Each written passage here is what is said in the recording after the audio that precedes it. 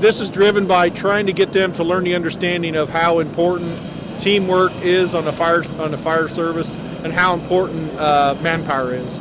So if anything else, they'll go away with a better understanding of why we have the requests and the needs that the American Fire Service has. This is primarily funded by the Associated Firefighters of Illinois. This is their program. They asked permission from the City of Springfield and the Springfield Fire Department to use this location. The Springfield Housing Authority has been gracious enough to let us use this facility, so this is entirely being funded through the Associated Firefighters of Illinois. We currently have a rookie class of 20 undergoing 14 weeks of training, basic firefighter training to be a firefighter. What these elected officials are going to do is about a 4-hour condensed version of that. So what the normal guy goes through, the normal person takes about 14 weeks, they're going to get it in about 4 hours. Some of the other things they'll be doing engine company operations, they'll be doing ladder truck operations, they'll be doing a cardiac arrest scenario or an EMS scenario, and then this extrication scenario. A lot of the car wrecks we go on, the vehicles are disfigured to the point that we have to physically pry the vehicle away from the patients. And so this is a demonstration of some of the tools and equipment that we use. This scenario demonstrates here. It's where we crawl up on the roof with a ladder, set a different ladder on the roof itself, and then either use an axe or a chainsaw to cut a hole in the roof. And that's what this scenario demonstrates here. A lot of times when we have a confined fire inside a house, the temperature inside the house can get as high as 1,500 degrees. By ventilating the house, it allows the heat and smoke to escape. All right, you're on a roof. Smoke. Not real smoke. It's actually synthetic smoke. Synthetic smoke? Synthetic smoke, yeah. We use it for training purposes. It's non-toxic. You can talk and breathe in it. It just takes away the visual, what you can normally see. When you go into a building that's on fire, the synthetic smoke that they use, just it simulates real smoke in a fire environment. The gear weighs about 70 pounds, and that's what you're wearing before you actually start throwing ladders, running around the fire ground. It's a very, very time-compressed, stressful, it's physically demanding, it's emotionally demanding, and each member has their own representative way of how they choose to deal with it themselves. But staying in good physical condition, staying in good mental condition, being able to work as a team member, that's all vital components of the fire service. Man, I'll tell you, I've only done a couple of the exercises so far, and I'm just sweating up a storm. It's amazing. I can't believe. You got to be in pretty good shape to do this kind of stuff, and I consider myself at least in decent shape, but it's more than I expected. I thought I was going to be able to handle it no problem, and I'm getting through it, but boy, am I working up a sweat. I won't need to hit the gym today. 2 weeks to get through, and here we're just scratching the surface. We're just doing a couple of regular demos here. This is nothing compared to what they have to do to train. Certainly nothing compared to what they go through in a full-scale fire or emergency. So it's amazing learning what I'm learning just in these, again, scratching the surface. I'm more impressed. I'm going to walk away here more impressed with what these guys do. I mean, I always knew that they were, as one of our first responders, people that deserved our praise. But getting to spend a day in their shoes ratchets that appreciation up that much more. It really does. Clear of patients. A little bit for it to build up the engine now.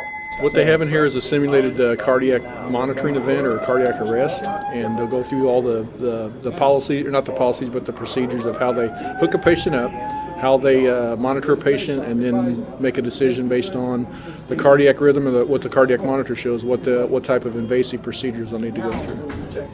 Firefighters don't just fight fires. No. This is probably 65% of what we do are medical calls. And car accidents, heart attacks, diabetic emergencies, traumatic arrests, shootings, stabbings, we do it all. We are the all hazards, do it all company. Keep in mind, when we go to a building like this is our means of transportation right here. We always take the stairs. You hear the fire alarm going off? This is the type of thing we're walking into.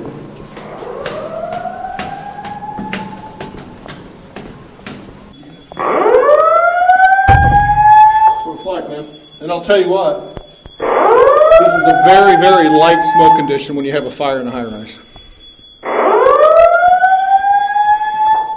It doesn't just take a toll on you physically. Oh, no. It's mental, too. I mean, you get up we just came... Hope that's not me. Okay, there, it's back on. Oh, is that me? You got to bleed off your face, Beast. I good? Not yet.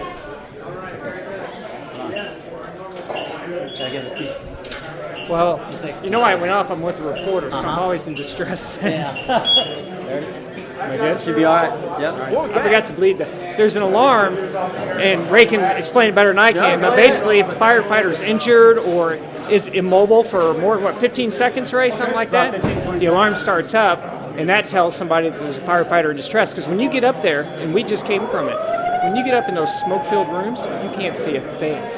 I just went up and did a search with Ray in one of the apartments up there, and you get in there, you're going on your hands and knees, you can't see a thing.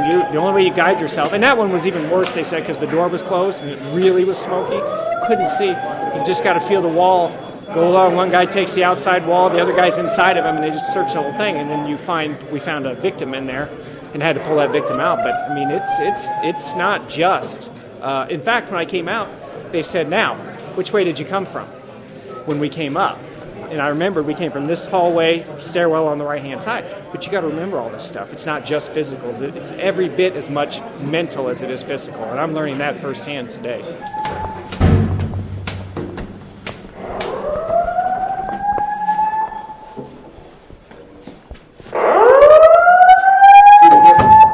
That's pretty wild.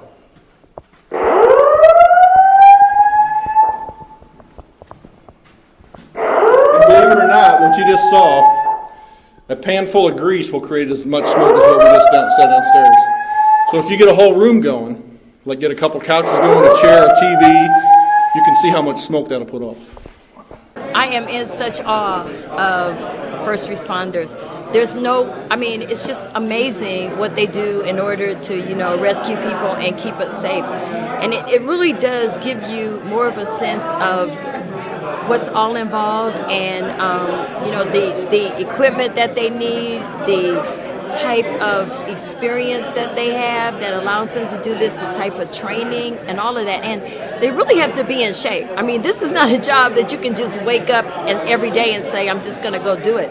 Every day you have to work to stay in shape. It's just, the equipment is so heavy and it's just something else. I have all this stuff on. And when I walk, I feel like my legs weigh like 100 pounds. It's like you can't even hardly walk.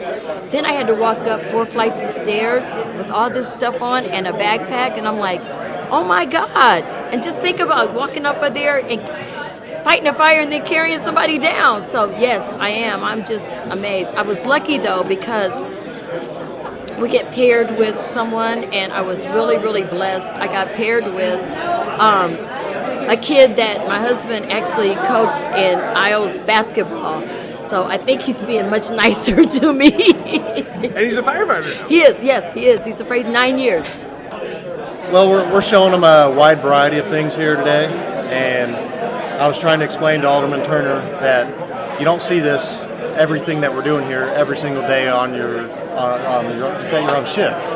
But any day you go to work, you don't know what you're going to get. And there was the day when they had the floods on the east side of Springfield, and we had probably 60 runs that day on Engine 5.